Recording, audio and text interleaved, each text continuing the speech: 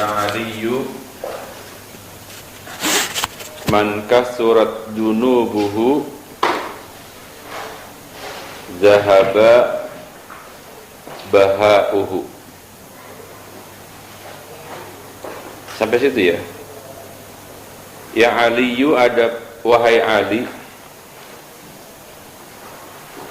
man, adapun siapa orangnya,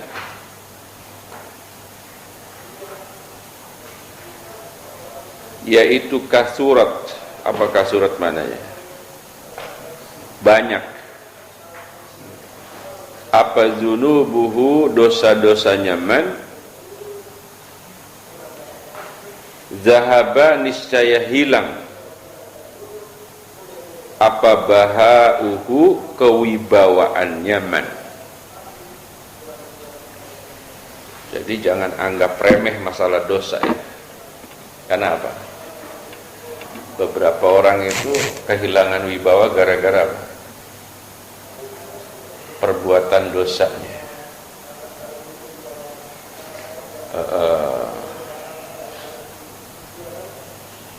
Orang-orang yang gagah gitu, kalau dia dinyatakan salah, berdosa gitu, terus ketika jadi apa? Loyo, jadi ya karena malu. Maka jangan sampai kita apa? Melanggar. Yang pelanggaran itu bagian dari dosa. Jadi kalau ada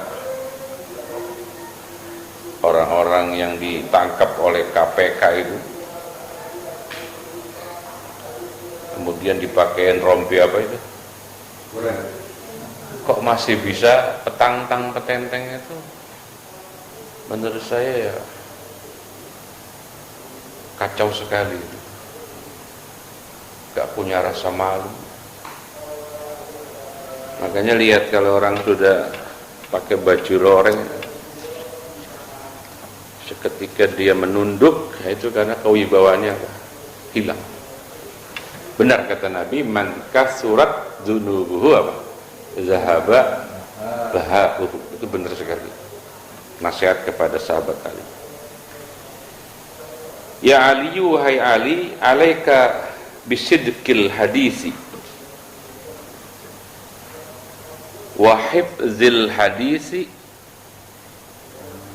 wa hifzil amanati wa sakha'in nafsi wa iffatil batni. Ya Ali, wahai Ali, alaika, wajib atas kamu,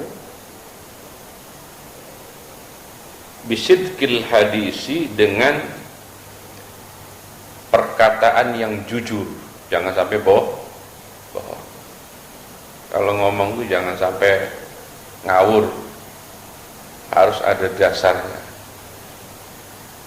Sidqil hadis, dengan benarnya omongan-omongan, berarti ya ngomongnya yang jujur.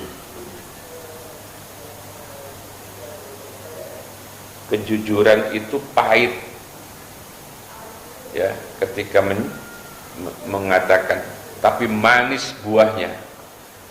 Kebohongan manis mengatakan, tapi pahit dampaknya. Itu ada mahfuzat begitu, ada nasihat ya. Makanya orang kalau biasa jujur gitu, nggak pernah bohong, sekalinya mau bohong tuh gemeteran. Nah, itu sinyal dari Allah tuh. Kalau diterusin nanti gemeterannya hilang. Nah, kalau gemeterannya udah hilang, ya, biasa. Kalau udah biasa bohong, berarti namanya tukang bohong. Kalau udah tukang berarti apa berarti? Profesional. Ya, orang kalau bohong itu udah biasa aja, karena berarti sudah apa? Tukang. Janganlah masa kita jadi tukang bohong. Karena perbuatan maksiat itu kan secara fitrah tidak cocok sama kita. Fitrah kita itu bagus loh Pak. Apalagi waktu baru lahir tuh, bagus banget kita. Hah? Masih apa? Bersih, suci. Mulai dah. Siapa yang ngajarin lu? Ya pergaulan, lingkungan, ya dah. Keturunan ada nggak? Saya kurang yakin. Katanya kalau bapaknya kalong, anaknya kampret. Kalau bapaknya nyolong, anaknya saya kurang setuju. Hah? Ya sebetulnya bapaknya kalong ya. Tapi tanya sama bapaknya, Long, mau nggak anaknya jadi kampret? Gak mau dia. Cuman waktu dia punya anak nggak sempet apa? Mendidik anak. Waktunya habis buat tahu-tahu anak udah gede. Faktor itu ya, pendidikan. Yang kedua mungkin, maaf ya, bocor lah informasi kalau bapaknya kalong. Ya Allah, bapak saya aja nyolong. Nah itu. Tapi yang paling menentukan tuh yang ketiga, apa yang dikasih buat dia makan, yang paling menentukan. Yang menentukan malah terakhir. Jadi jangan pernah menganggap remeh nafkah yang kita kasih anak bini. Pinter ya, pinter ya, anaknya pinter. Tapi apa soleh? Susah. Rezeki orang tua yang soleh itu nanti melahirkan anak-anak yang soleh. Atau anak-anak yang soleh itu lahir dari apa? Orang tua yang soleh karena menafkahinya dengan cara yang soleh.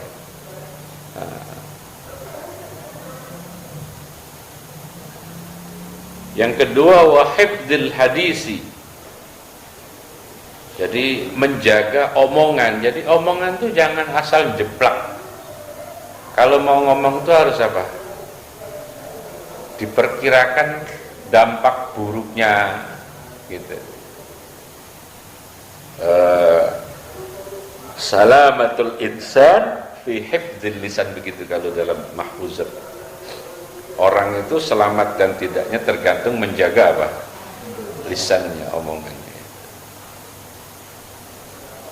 Kecuali dia sabkul lisan. Maka kalau orang ngomong itu enggak mau berhenti gitu ya, nyerocos gitu. Dua kemungkinan. Pertama, yang dia omongin yang ngawur. Apalagi dia bukan orang yang memiliki kapasitas ilmu tertentu. Dia bukan pakar di bidang itu, kemudian dia bicara. Maka informasi yang kita dengar dari omongan dia isinya yang ngawur.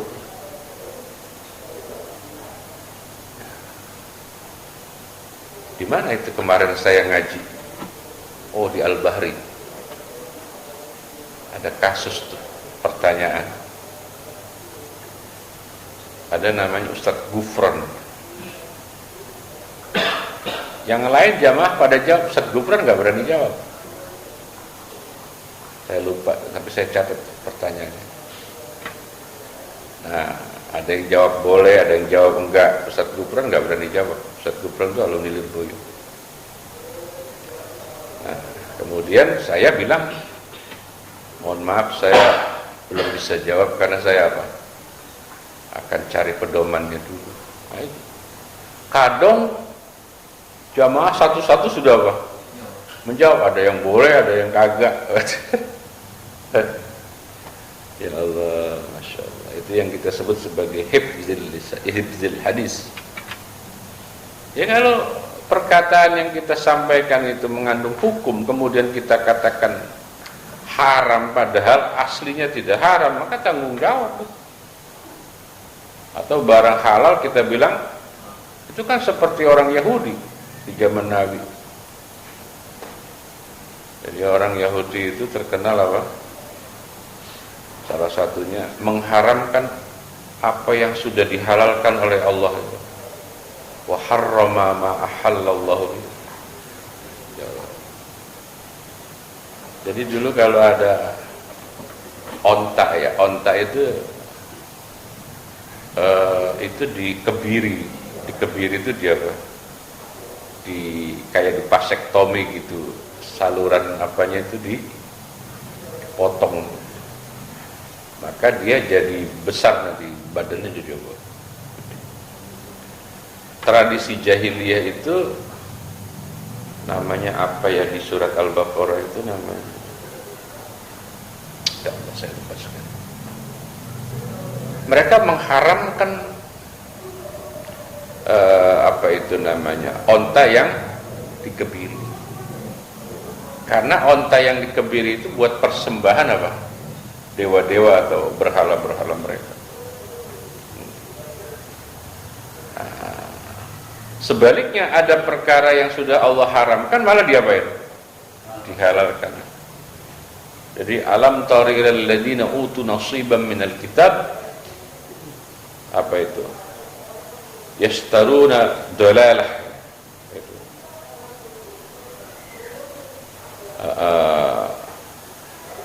Mereka itu wa yuharrifuna al-kalima an mawadhi'ih. Jadi dia putar-putar ayat, dia gonta-ganti. Yang Allah halalkan dia bilang apa? Haram. Yang Allah haramkan dia bilang wa yuharrifunal kalima amma mawadhi'i, itu contohnya banyak sekali ya. Sehingga kitab-kitab Taurat sekarang ini, kitab-kitab Injil sekarang itu sudah palsu semua. Karena apa? Sudah ditahrif, sudah ditaghyir oleh pendeta-pendeta Yahudi. Jadi Bapak itu kalau sudah berhadapan sama kasus hukum, apalagi hukum agama, yang Bapak itu nggak tahu, Bapak ragu, apalagi nggak tahu, jangan kita bilang A atau B. Jawabannya apa? Saya tidak tahu. Gak usah malu mengatakan apa? Tidak tahu. Sebab mengatakan tidak tahu itu tanda bahwa kita tahu. Tahu apa? Tahu perkara yang kita nggak tahu namanya. Itu buktikan kalau kita cerdas. Makanya orang kalau serba tahu itu malah menunjukkan kebodohan. Karena apa? Semua yang disampaikan salah semua. Ya, cilakanya apa yang dia sampaikan itu dipertahankan, berarti kan kesalahan yang dipertahankan. Nah, dampak buruknya sesuatu yang dipertahankan, kesalahan itu terus mendarah daging. Maka ini penting kata Nabi apa? Wahibzil hadis. Terus apa lagi? Wahibzil amanati, apa itu? Amanah itu sesuatu yang harus diamankan, berarti kan ya. Tolong Pak dijaga ini. Karena menyia-nyiakan amanah itu pengkhianatan. Kemarin itu saya ngaji ya, kajiannya Fathul Mu'in itu. Sudah lama ngaji kitab itu, tapi baru ngehnya kemarin di majlisnya Ustazah Uum di Mekarsari. Jadi ada pendapat dari seorang imam namanya Imam Sam'ani. Saya baca keterangan sosok Imam Sam'ani itu, seketika saya langsung bodoh. Imam Sam'ani itu nama aslinya Syekh Abdul Muzaffar As-Sam'ani. Jadi dia namanya dinisbahkan kepada daerah Sam'an. Beliau itu orang yang sangat alim di zamannya. Kebetulan mazhabnya Hanafi. Setiap ngaji sama guru, apa yang disampaikan oleh guru itu beliau ragu. Sehingga beliau sering berdebat sama gurunya. Beliau mazhabnya Hanafi waktu itu. Sehingga beliau ngaji lagi sama yang lain, debat lagi. Tapi debatnya debat ilmiah, sama-sama alim. Sampai akhirnya beliau memutuskan untuk apa? Berkelana, hijrah. Sampailah di Mekah. Di Mekah itu ketemu mimba di ashabis Syafi'i, jadi salah satu dari murid-muridnya Imam Syafi'i. Ada seorang ulama besar di Mekah, karena Mekah zaman dulu kan sebelum era Wahabi itu kan dikuasai oleh Syafi'i. Ketemu seorang ulama besar mentok. Imam Sam'ani itu mentok ilmunya, itu ketemu sama seorang ulama besar yang bermazhab Syafi'i. Sehingga akhirnya beliau pindah mazhab itu. Semula Hanafi ke, kita juga sering tuh pindah mazhab, terutama kalau bab zakat fitrah. Disuruh bayar pakai beras, bayarnya apa? Pakai duit. Kalau kita pindah mazhabnya begitu, agak jelas ya. Tapi kalau dikesampaikan apa-apa ya ngeyel. Ya, ngeyel itu ya salah. Ada orang dikasih tahu gitu ngeyel, ya sudah, nggak usah dikasih tahu lagi tuh. Yang penting saya pernah mengeluarkan pendapat berdasarkan keterangan Syafi'i yang ini, Hanafi yang ini. Tapi ngeyel, sudah. Karepmu tanggung jawab ya, karena yang penting udah saya sampaikan. Sampai dalam sejarah itu Imam Sam'ani itu termasuk ulama yang jos banget. Tidak kurang dari 700 guru. Jadi beliau pernah berguru kepada 700 ulama. Itu belum pernah ada.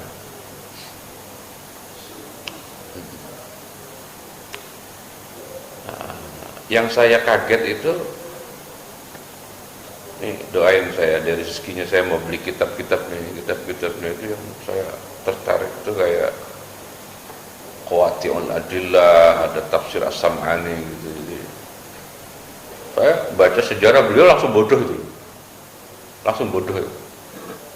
Sehingga Masya Allah, ulama-ulama dulu itu jos gandos lah. Ulama sekarang itu ya, Ustadz sekarang itu ampun. Yuk, gayanya juara, kalau bab gaya itu menang kalau ulama sekarang. Tapi isinya Masya Allah. Maka umat jadi begitu akhirnya. Umat jadi modelnya begitu, gayanya ya selangit, padahal apa? Gak ngerti apa-apa. Ulama dulu jadi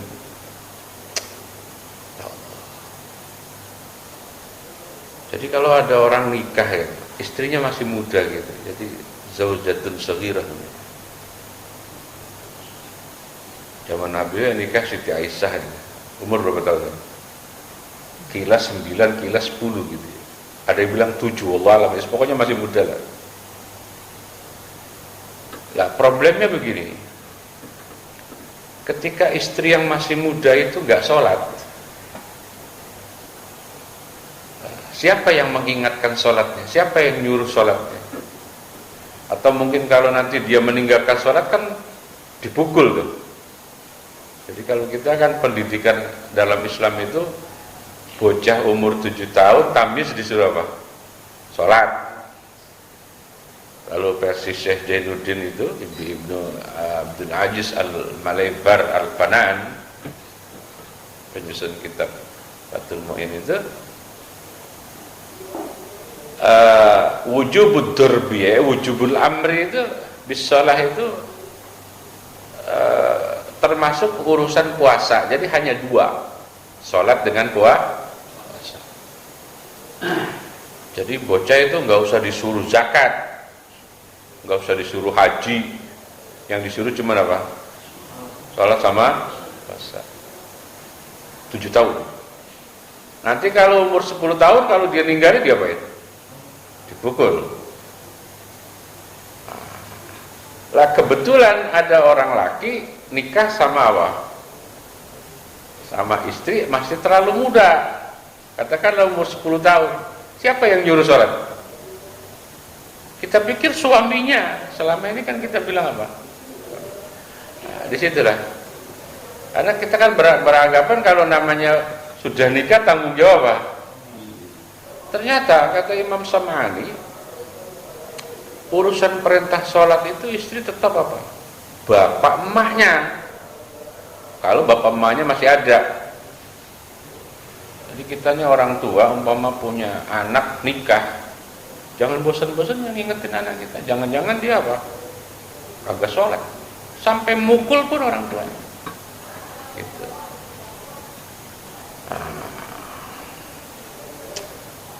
Lah, memukul yang disebabkan dia nggak sholat itu kan aturannya yang menjerakkan, bukan yang menyakitkan. Makanya disebutnya ghairu mubarrah, pukulan yang apa? Menimbulkan efek jerak. Bukan dia apa? Kamplong itu, bukan. Bisa dibawa ke pengadilan gitu. Tapi kalau bapak pukulnya benar, sesuai, jadi istilah pukulan syar'i lah sebenarnya. Saya pikir hijab syar'i itu ternyata ada apa? Pukulan syar'i itu apa? Memukul sesuai aturan syariat. Berarti namanya apa? Darbus syar'i. Umpama istri bapak menuntut ke pengadilan khulu misalnya, nggak akan dimenangkan itu oleh pengadilan. Karena pengadilan itu pasal-pasalnya itu KUHP-nya mengadopsi kepada apa? Syariat agama. Kecuali mukulnya itu mubarrah misalnya dikampleng, nah itu baru kena. Jadi bapak ini punya istri, boleh istrinya diapain? Dipukul. Kalau apa? Kagak sholat, gitu kan? Gak puasa. Walaupun ada yang menyanggah, artinya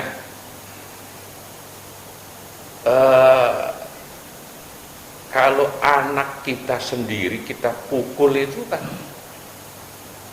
ya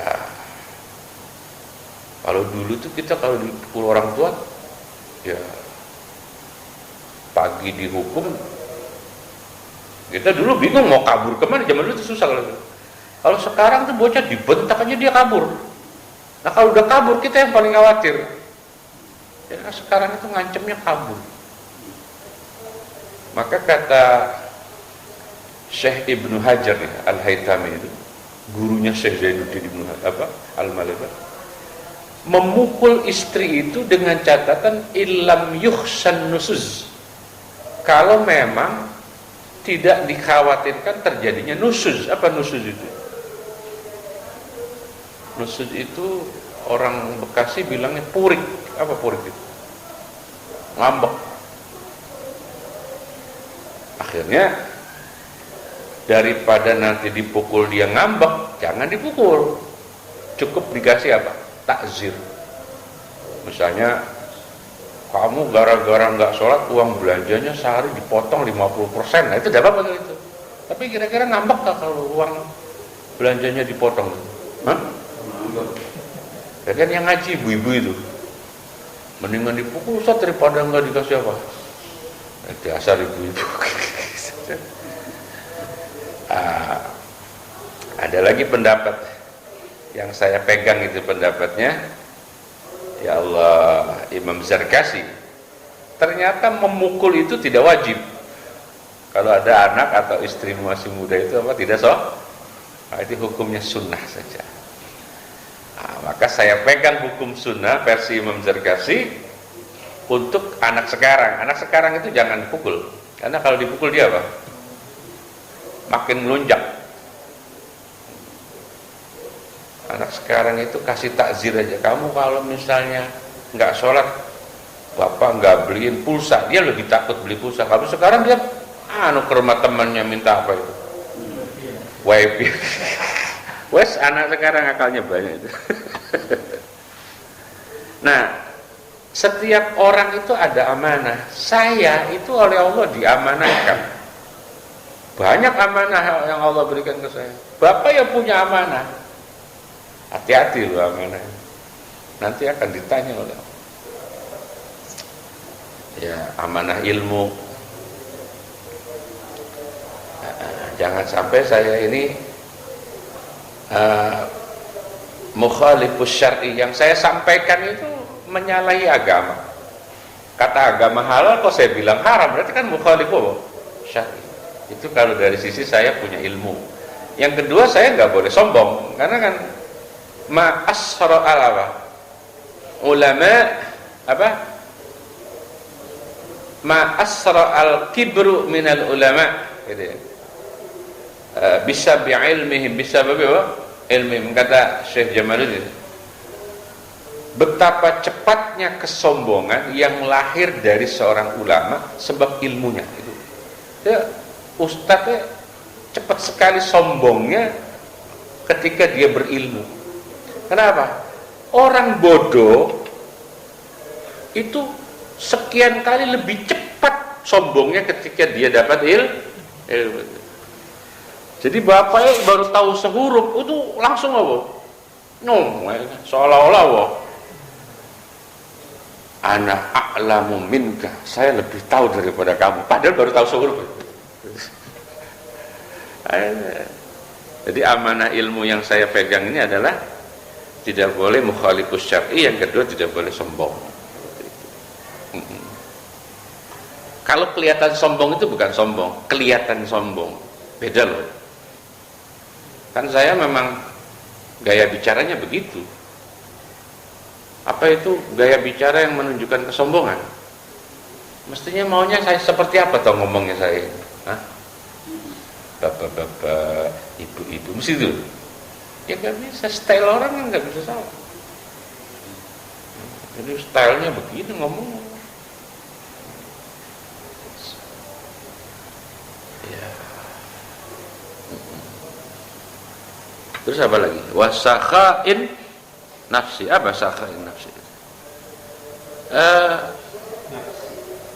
Legowonya hati ya. Jadi hati itu harus sakha, harus kaya gitu. Sakha itu asli mananya kaya. Wasakhain nafsi, dan kayaknya hati. Jadi enggak gerundelan gitu loh. Hah? Bapak pernah gerundel nggak Pak? Sama Ustaz?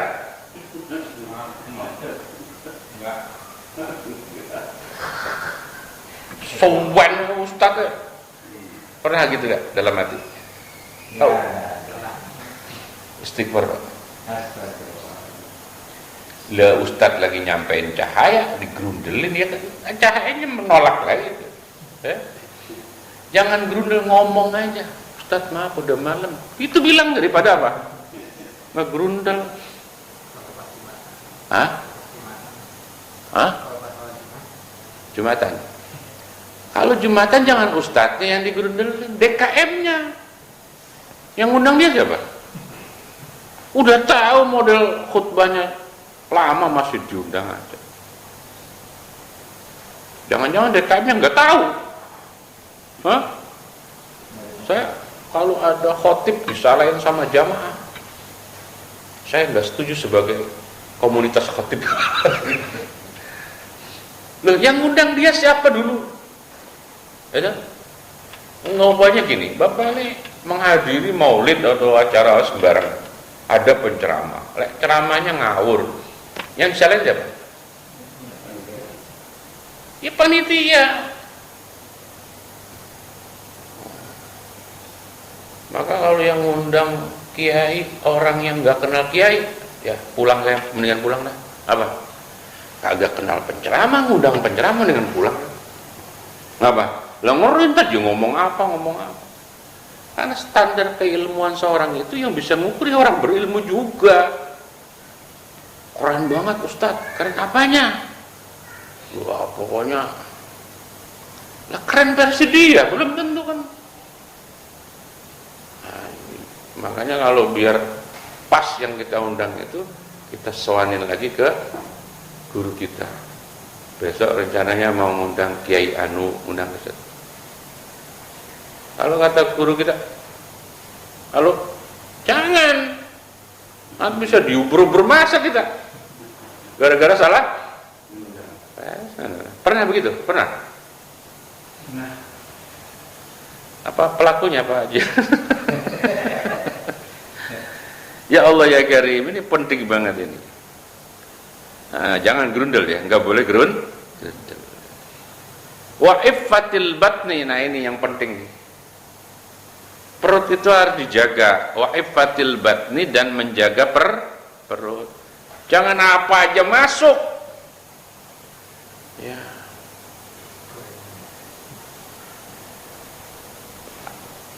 Bakwan yang saya makan itu warnanya putih.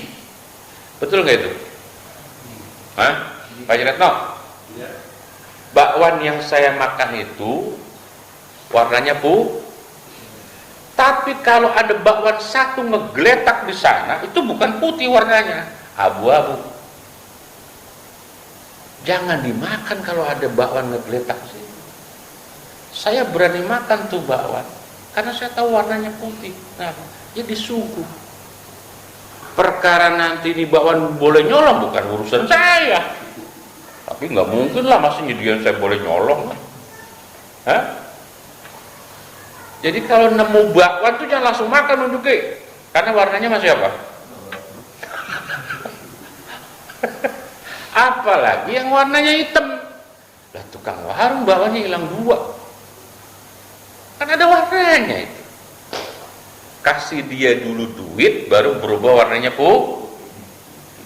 Tapi kalau nggak dikasih duit ngambil, nggak bilang-bilang, nah itu warnanya hitam.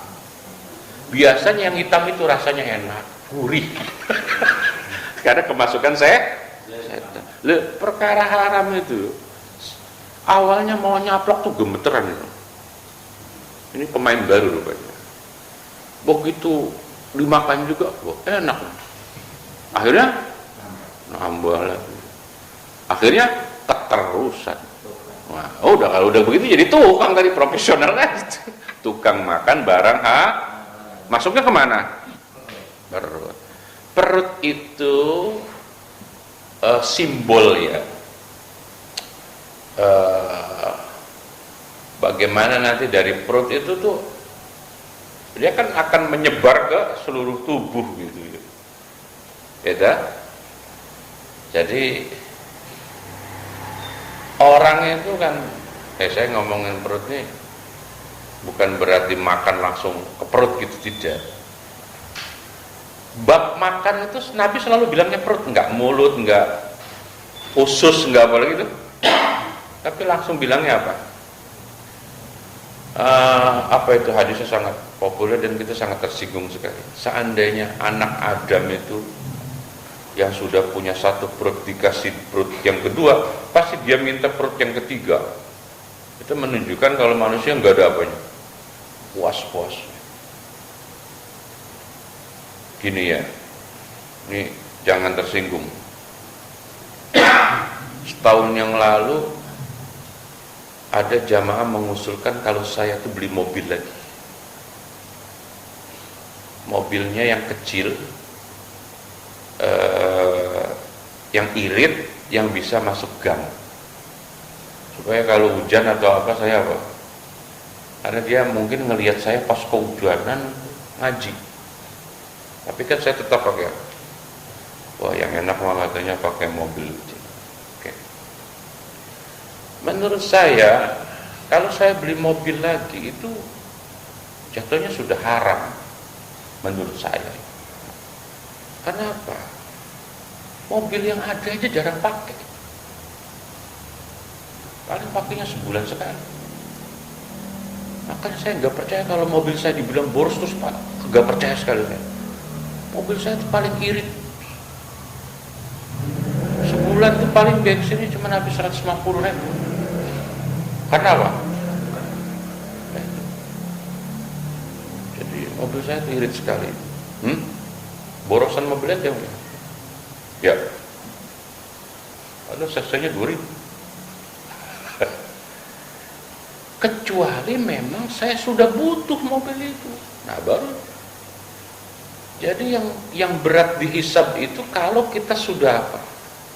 Memiliki benda yang benda itu bukan kebutuhan kita. Nah, di situ itu.